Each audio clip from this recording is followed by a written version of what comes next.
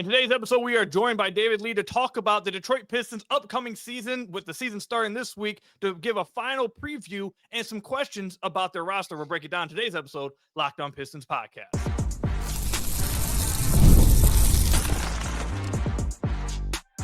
You are Locked On Pistons, your daily Detroit Pistons podcast, part of the Locked On Podcast Network, your team every day. Studio, welcome back to another episode of the Locked On Pistons podcast. Per usual, I am your host, Ku Khahil. I've been covering the Detroit Pistons for the last 4 years for the Locked On Network, been a credential media member over the last 3 years, and I appreciate all of you guys who make Locked On Pistons your first listen of every single day. We're free and available on all your podcast platforms. If you haven't already, head to the YouTube channel at Locked On Pistons, hit that subscribe button, or leave us a 5-star review or whatever podcast platform you're listening to us on. That's another great way to support the podcast. And before we get into today's episode, make sure you guys go to the description down below. If you want to watch the games live with me and the rest of the Pistons fan base, join the playback room. I'll link it down below. And also currently for my Substack, where I have all the film breakdowns of written content for you guys, 50% off until November 3rd. Click the link down below so you get that deal if you want to join. It's just $3 a month at this moment. So check that all out if you haven't already. But today we are joined by David Lee, not the NBA player David Lee, but we are joined by incredible content creator David Lee. David, go ahead and let everyone know where they can find you and all of your great work. And I'll let everyone know why I decided I really wanted to have you on the podcast after that as well. For sure, man. Thank you for having me on. As you said, David Lee, aka DLee43 on all platforms. Just started up a Substack. I'm on YouTube. I do a Hawks from Room podcast. I've got my own draft website where I'll be dropping stuff throughout the week or throughout the season as well. And the David Lee shout is crazy. I used to be sort of accused of him being my father when I was younger. So it's a crazy shout. Fair enough. I want to let everyone know the reason why I have David on the podcast today is because he did an incredible, some incredible content on Twitter with his 30 teams in 30 days, where he went through each NBA team and broke down their preview, his questions, his concerns, the strengths, did some really great stuff for all 30 teams. And he had the Pistons, I believe, was one of his last teams, I believe it was final 2 teams, right? I think it was the Pistons and Lakers, I believe. Mm-hmm. So I saw his Pistons breakdown. I was following throughout the 30 days. Again, like I said, I thought it was great. But he had a breakdown for the Pistons upcoming season. I was really impressed with what he put out. So I wanted to have him on the podcast to talk about how he felt with this team. So where I want to start with first, and I'm going to use screenshots from his content. So if you guys like what you see here, make sure you guys go follow him again on Twitter at DLee43. But the first place I want to start with is the Pistons roster, which I like how you color coded this. And for those of you guys listening on the podcast, we'll break it down for you guys. You have the Pistons roster broken down into a few categories. You have franchise player, you have core pieces, key rotation players, development, and Shiro Chamber, which is funny. So obviously you have Cade as a franchise player. He's the only one with that color code of franchise player. Now, I think what fans will really like to understand or hear what your reasoning for it.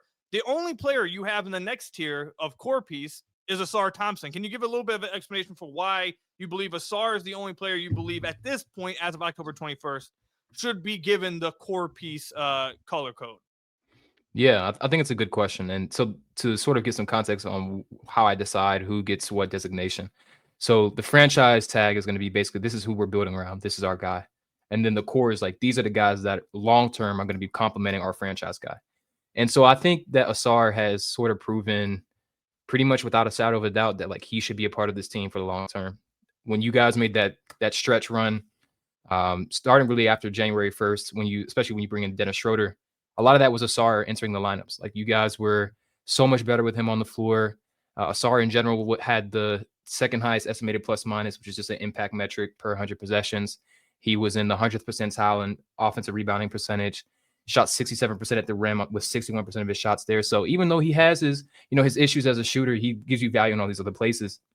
But when we talk about someone like Jalen Duren or Jaden Ivey, these are guys that I feel like the Pistons want to have as part of their core. Like those are the types of guys that their most realized version will make a lot of sense next to Cade. But unfortunately with the injuries and then, the previous coach not wanting to play Ivey with Cade Cunningham, which was one of the weirdest things I've seen over the last couple of years, you have a smaller sample size, and it's hard to really tease out whether that pairing works because Ivey had his best shooting season last year. Like he shot 41%, but the Cade Ivey pairings were still pretty bad. And so that's the thing. Like, you guys were on a 33-win pace before Ivey's injury. Then after that, you close on a 53-win pace. And I don't think that's all on Ivey. I just think it's what Ausar means for that lineup, how important it is to only maybe have Ausar as a non-shooter. And then the fact that both Ivey and Jalen Duren's shooting effectiveness and spacing effectiveness can wax and wane. And then there's some things with Jalen Duren defensively too, especially as a free throw shooter. So I think that the issue isn't that these guys aren't capable of it. They just haven't shown it in a strong enough sample, and that they've had some particularly like developmental issues that I think are holding them back a little bit. And also the fact that you guys didn't extend them, at least this offseason, also tells me, hey, they wanted to wait and see what they look like this season. I was just going to bring that up. They chose not to extend them. I spoke throughout the offseason how I had heard that it was unlikely they would come to an extension with either of these players, that the Pistons were on different wavelengths as far as what their value was at this time. But yeah, I completely agree with you. All my lists, I don't need to get into it. All my listeners know all the numbers you just brought up, I've brought up all season or all off season with Ausar Thompson, the on-off splits with him, how the defense jumped from bottom 5 into December. As soon as he comes back to starting lineup, it jumps to the top 5 the rest of the year.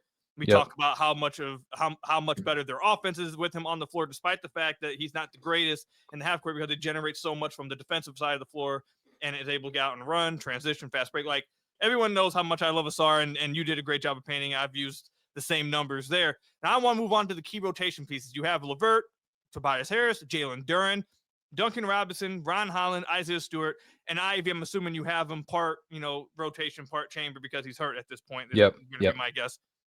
I want to stay on Duren, Ivey, and Holland for a minute. And we're going to go deeper into this later on. Well, I want to get your, because you went on to talk about, we'll bring it up in the next screenshot, the fit of all these guys together long term. So I want to get into that and what you think about that as well. But of these guys, Duren, Holland, and Ivey, who are you the highest on proving them? I mean, this is a big year for the Pistons. These guys, 2 of them are restricted free agents after this year. You had to make some decisions. The next step of team building is always the hardest. You got to start making decisions. I assume that this is going to be a really fun year. Hopefully all of them get long extension. The Pistons have their core for championship teams for years to come. Like, everyone, that's what their hope is. But as of right now, who are you the highest on proving to be, like you mentioned, not franchise player, but the core that helps supplement Cade Cunningham moving forward? No, this is a great question, man. And I think, like, just based off my priors, Ron Holland would probably be the one, because I had him second in the 2024 draft. I love the idea of a guy who played more forward in high school, then got an on-ball role, struggled a bit in Ignite, but you saw the ability to handle the ball and handle it in the open floor. Great athlete. I think he's the only issue with him, of course, is now the overlaps with Ausar. If they both can't shoot, it might be tough. He takes a lot more threes than Ausar, but it was only like 1.3 percentage points more effective. I think the volume is more encouraging for me, the free throw shooting, but he doesn't always have to touch. So I think it's less about what I think Ron can be and whether you can have Ron and Ausar together. And then that's the other part we'll get to a little bit later, like the other guys who also fit into that. And then I'd probably say Ivey, because I just think he has a level of burst and off the dribble creation there really isn't anywhere else on the roster. Like, it'd be LeVert, but he's not that level athlete.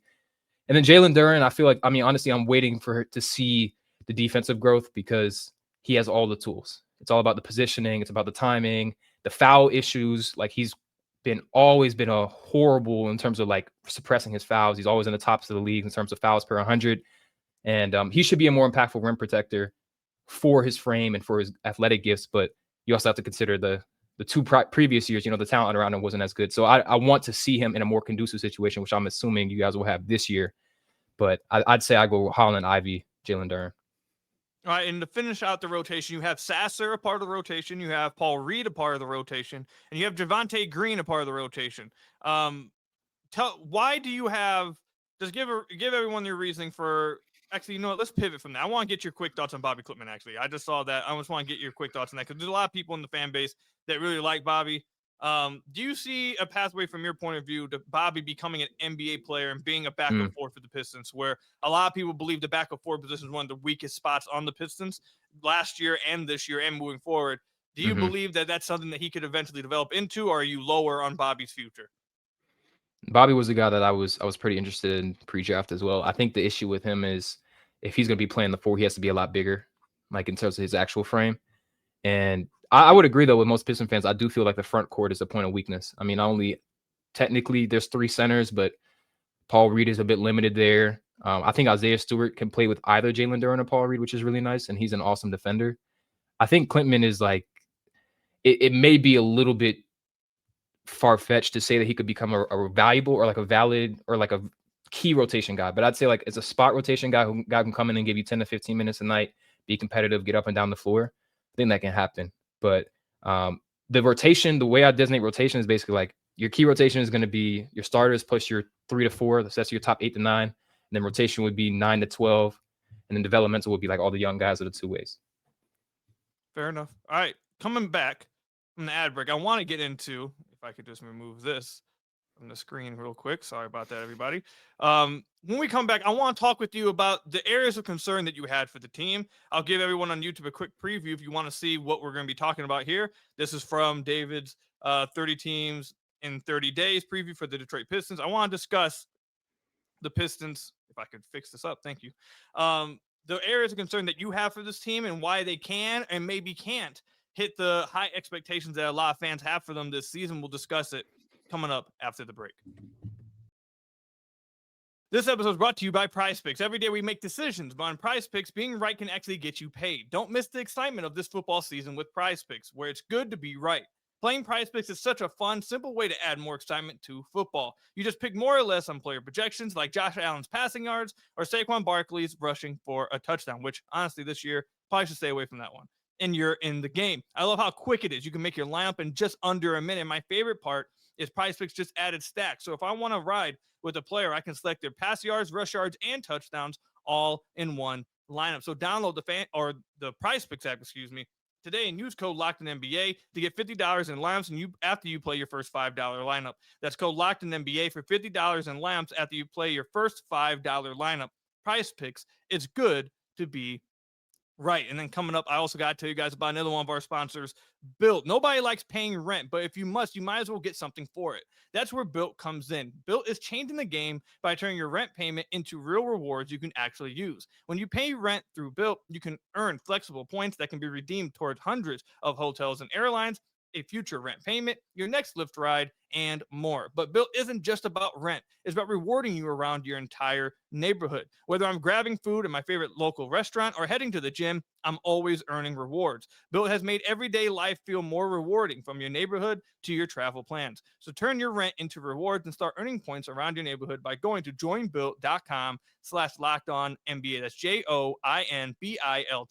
That's joinbuilt.com/lockedonnba. Make sure you use that link so they know we sent you at joinbuilt.com/lockedonnba. So I want to thank you guys again for making Locked On Pistons your first listen of every single day. We are free and available on all your podcast platforms. If you haven't already, head to the YouTube channel at Locked On Pistons, hit that subscribe button, or leave us a 5-star review on whatever podcast platform you're listening to this on. That's another great way to support the podcast. Check out the description down below for the playback to watch the games live with me and the rest of the Pistons fan base. And also, like I said, the Substack has a deal, 50% off. You can get a subscription for just $3 a month to get all the written content and all the film breakdowns that I do after every single Pistons game. We're writing one up right now. I'm going into in-depth, I would say, on why I believe, and we're going to talk about it here with David. I'm writing about why I believe people are maybe overhyping the loss of Malik Beasley and why I believe they're going to be fine without him. But that's something we're going to get into here with David, because he talked about the areas of concern that he has for the Detroit Pistons. And with this, I want to talk about reasons why they will reach expectations and reasons why maybe they won't. We'll hit both sides of this. I thought you did a great job with this, David. I love the graphics you did. I love this whole idea of the or the paper and then writing down your notes. I think this is super dope. So let's start with this.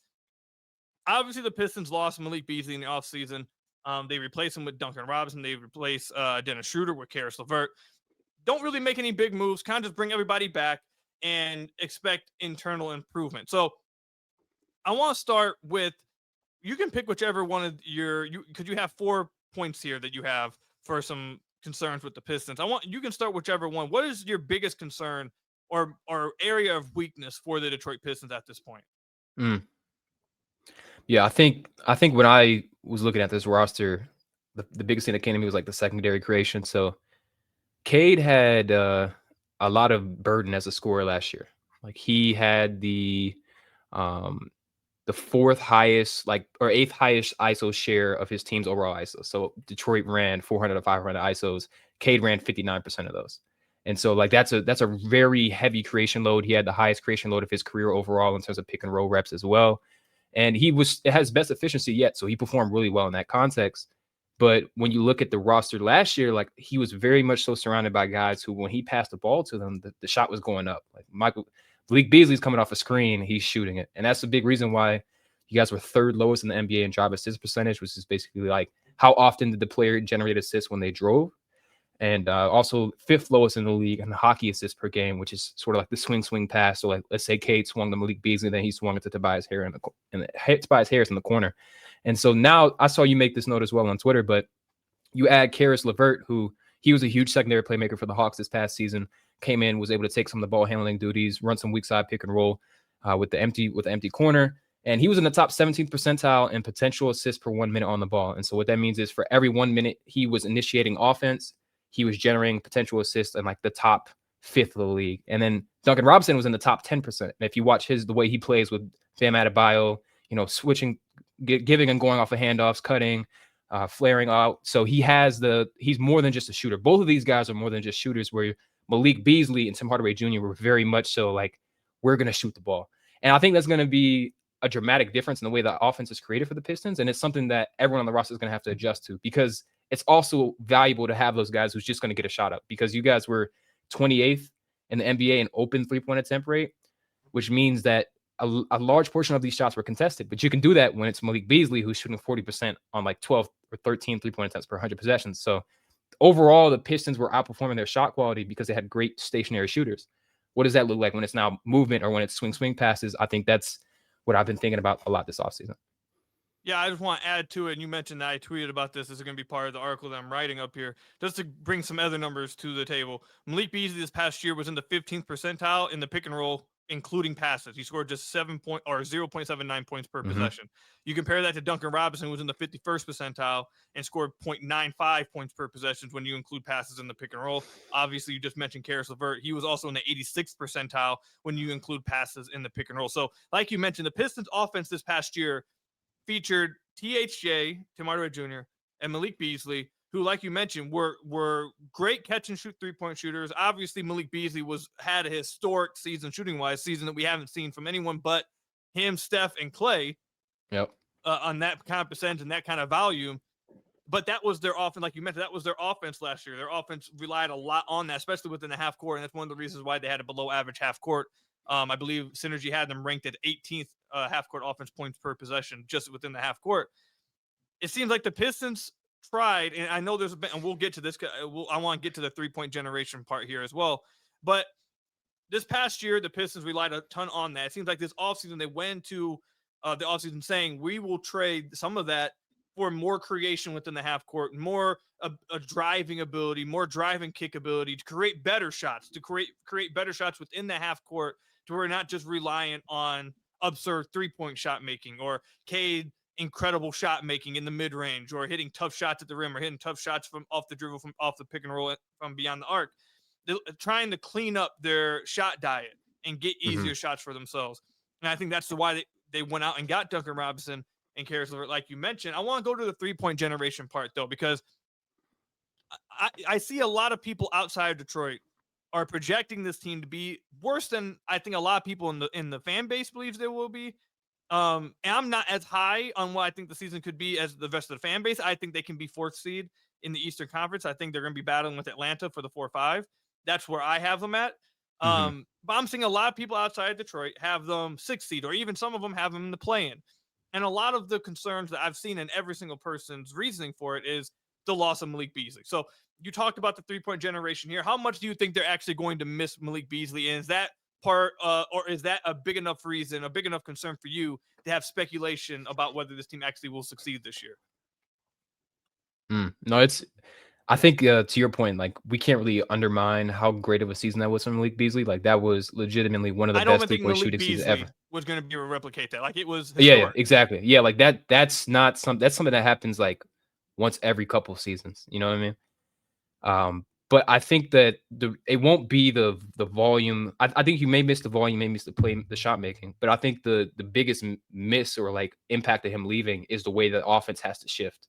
And that's like, because for one of my concerns with Cade in particular is that there are a lot of guys who turn the ball over. Like, he basically averages the same amount of turnovers as James Harden and Trae Young. But when you look at his impact on his team's turnovers, the Pistons are turning it over more with Cade on the floor than they are with him off. And that's not a signal you see with Trae Young, James Harden, Luka, these high turnover guys, because they suppress their team's turnovers because of their decision making. And when I watch Cade, particularly in the playoffs, there are times where I feel like he's moving at his own pace to the extent that, like, he doesn't see digs. Like, it happened a lot with McHale and OG. They would dig on his handle. But a lot of that is because those types of guys can recover easily out to spot up shooters. Like, if it's Malik Beasley, McHale can step 5 feet away from him, dig on Cade, and then get back because of the amount of length he covers, and because of the fact that Malik can't put the ball on the floor. Now, will Cade be able to adjust and say, hey, I can get this ball over to Karras, and he can drive that gap. He can drive the seam. I can get it to Duncan, and he can flow into a handoff. And I think that's what will need to happen to help him get his turnovers down, because I don't think that he makes bad decisions, but I think he can be a bit careless because he plays at his own pace so much. Like, it's almost like it's a curse of being nonchalant, I would say, and he doesn't always use his frame to his size. Like, he's 6'8", but he doesn't keep guys on his hip. Like, he crosses over to his other hand when he's got, guys on his hip. So I think that I don't want to speak like very, I guess, like firmly or concretely about Cade's ability to take care of the ball, because we have yet to see him in that situation where it's like, hey, you don't have to do everything, and we have the guys around you to keep defenders from crowding your driving lanes. But it has to happen this season, in my opinion, because if the turnover rate continues this season, then I think that Detroit has to consider whether you're going to put Cade on the ball to the extent that they did. Like, he was nearly on the ball for 50% of, like, he was among top 3 leaders in the league, and you just can't be on the ball that much if you're going to be turning on the ball that much. And he's so big that you can still put him on the wing and he'll be effective. And so that's why that's what I'm really watching from Cade, because I think that this is the best scenario he's been in. But we've got to see the turnovers not be as detrimental as they were. I think he averaged almost 5.5 turnovers per 75 possessions in the playoffs, and he was in the 18th percentile in reducing his team's turnovers. So his team is turning over the ball, I think, like almost 1 or 2 more times per 100 possessions with him on the floor. And that's a problem. And that's something that I expect to be better, but he also has to take those individual leaps as well. So that's why I think the creation matters. And that's why I think Malik Beasley's sort of impact is going to be translated a little bit into, hey, we have more variability in the way we can attack. It doesn't have to be just Cade. Yeah, and I think you saw some of that in the preseason. We've talked about this on the podcast after a few of their games, that you saw Cade playing off ball a little bit more to even Ausar Thompson, to Ausar getting a lot of on ball reps. You didn't really see much of Karras, but I'm sure you're going to see more of Karras. It's just the preseason. But even Dennis Jenkins, when he was getting minutes, you saw Cade playing off ball a little bit to him. You saw them trying to get, and Cade was still getting the ball. He was still getting the ball in his spots, but they were changing how he was getting the ball. It wasn't just him coming down the floor at the top of the defense with the defense set. He was coming off a pin down, then working his way into a pick and roll, or coming off a handoff and then working his way to the paint. Like, he was still getting his touches and everything. He's Cade Cunningham, but they were changing the way in which he was getting it. And then, to your point, I think that will help, hopefully, with the turnovers. And I think your point on the ability to attack gaps is so important. I've talked about this on the podcast all summer, that the NBA is changing to every player on the floor needs to be able to attack gaps and make a decision off a drive. You have to be able to take 2 or 3 dribbles, attack a closeout, and be able to either shoot the ball, get to the basket, or be able to make the next read and keep it going. You see all the great teams, they have multiple guys on the floor that are able to attack a closeout, make the read, attack a gap, make a read, and just keep the offense going. The Pistons didn't have that last year. Malik and THA, they were catching and shooting, or catching and driving to shoot.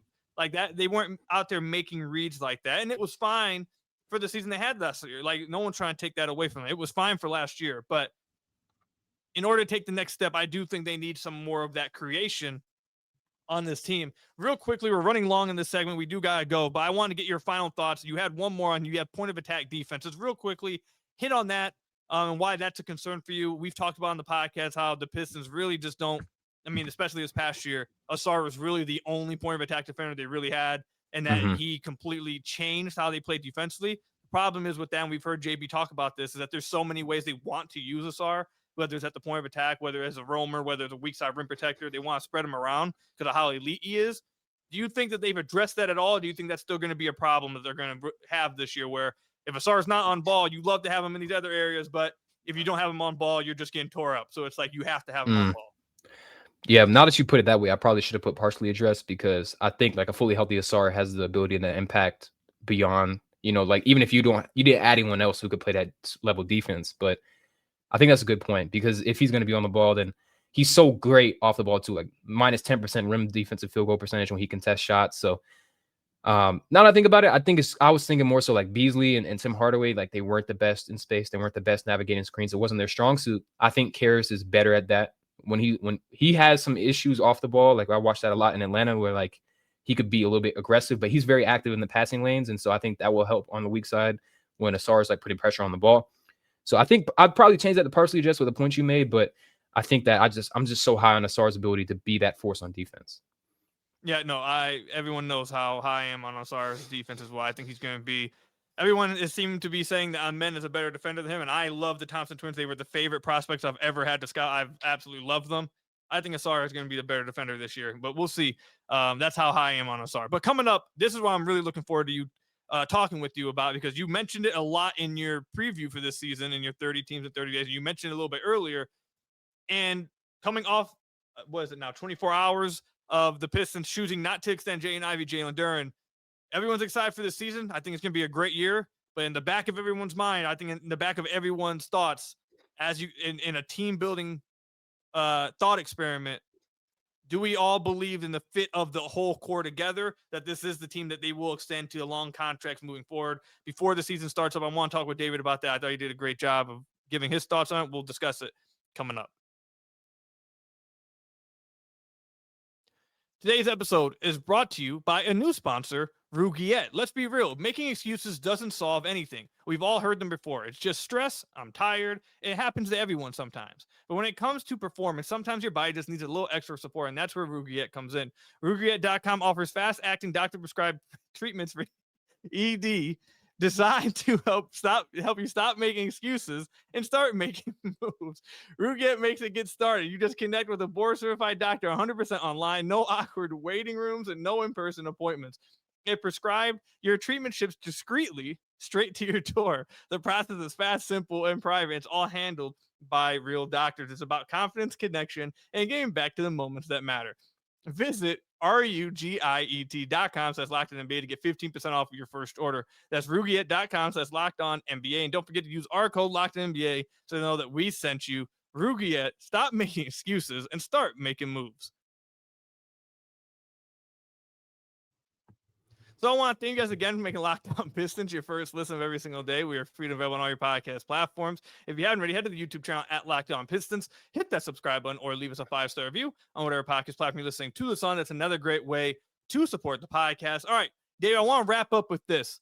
And then I want to get your prediction on the Pistons season as well at the end of this. But there was one section of your 30 teams in 30 days with the Detroit Pistons that I was really – there were actually, it was like two sections combined that I really was interested by. I want to get your thoughts on. If you don't mind, I wanted to read a paragraph from one of them, if that's okay with you. Cool.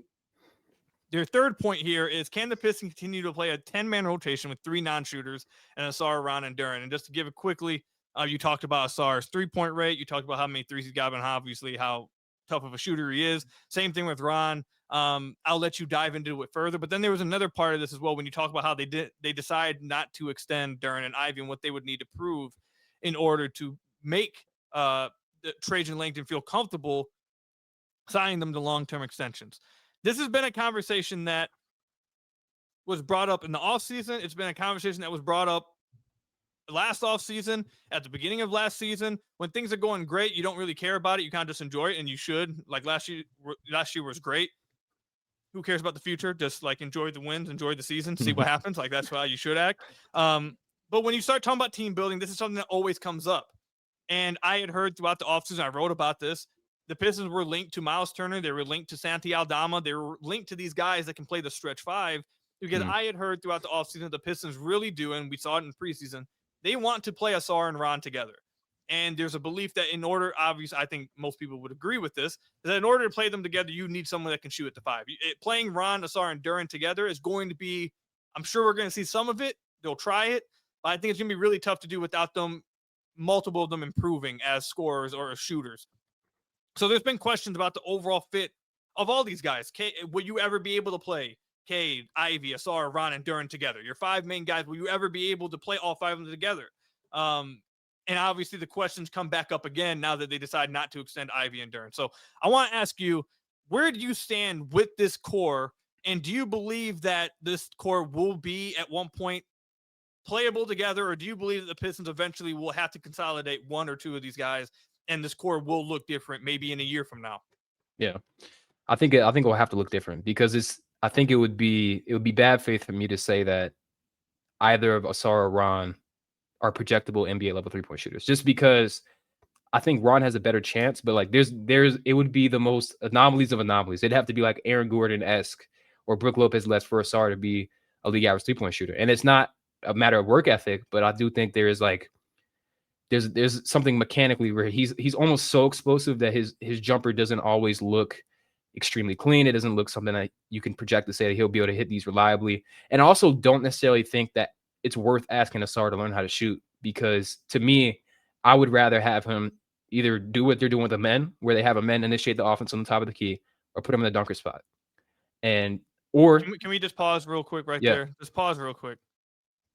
All my listeners, I promise you, guys, I did not tell David to come on here and say these words. I promise you, I did not give him a script to read this, because what you are saying is exactly what I've said. I've said over and over on the offset, and I'll let you go. Is there at what point, at what level would Ausar have to reach to where you were saying we'd rather have Ausar spotting up in the corner rather than doing literally anything else he's good at? Like he would have to reach such a level as a shooter to where you're like, oh yeah, we'd rather him stay in the corner and just spot up rather than initiate the offense or run some DHOs or use as a roller in the short roll or using the dunker spot. Like, I just don't see, like, we'd love to see him improve it, but like, I also don't see where it actually is more functional or more beneficial to the team than all these other things he can do. But go ahead. Yeah. People are going to think that I was telling you to say this stuff that I've been on, so I had to just make it clear. No, I think it makes sense. Like, there's no reason to turn him into PJ Tucker because he's such a great passer in the open floor, because he's such a great athlete. He has great timing when he's cutting. Bring him in, set some ghost screens. Let a team try to put their worst defender on Ausar and then make Ausar come set a screen, or make him have to defend him in the dunker spot. Like, you saw Boston do that a lot. Like, they'd have Tatum draw out a big, and then Jrue Holiday would go down to the dunker spot, and now you've got Kyrie Irving in the finals was guarding the basket, and you can replicate that. Incredibly smart.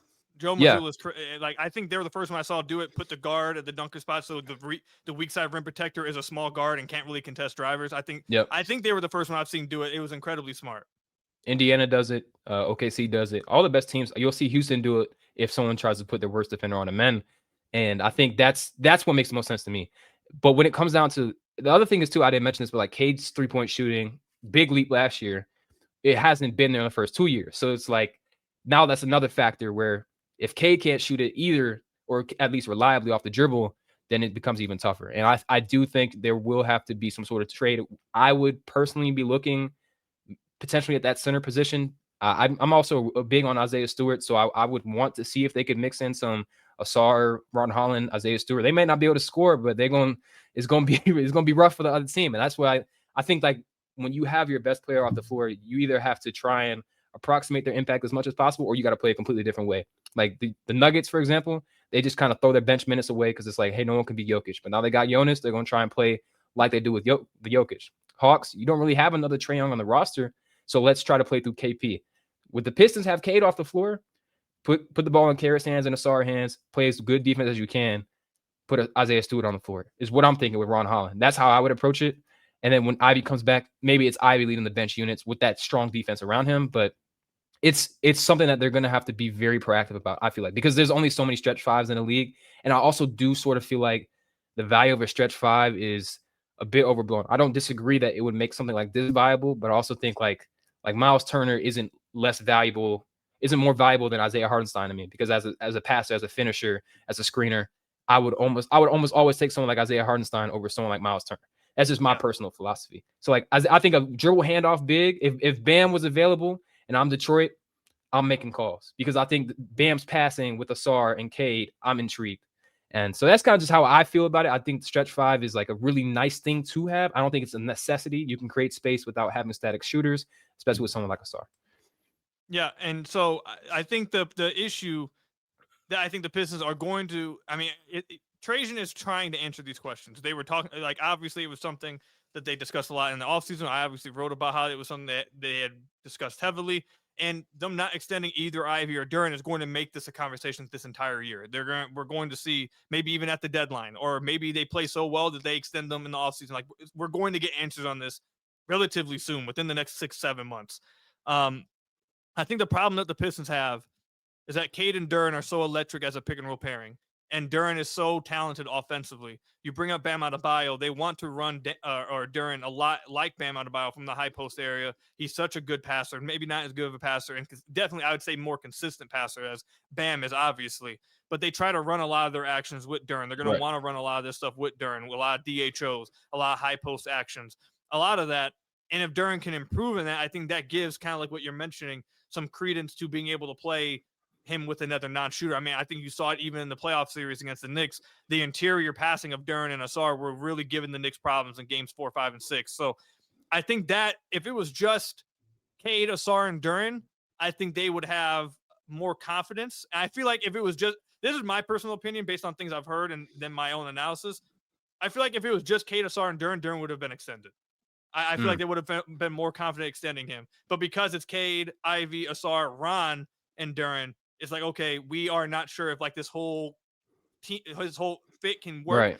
And like you mentioned this a little bit, I feel like that the center position is also probably the, like, unfortunately, at least in my opinion, probably the most expendable position. You can go find people to do what you need from a big for relatively cheaper. You don't need to go out and pay $30+ million for a big unless they're game changing, which is what Duren's asking for.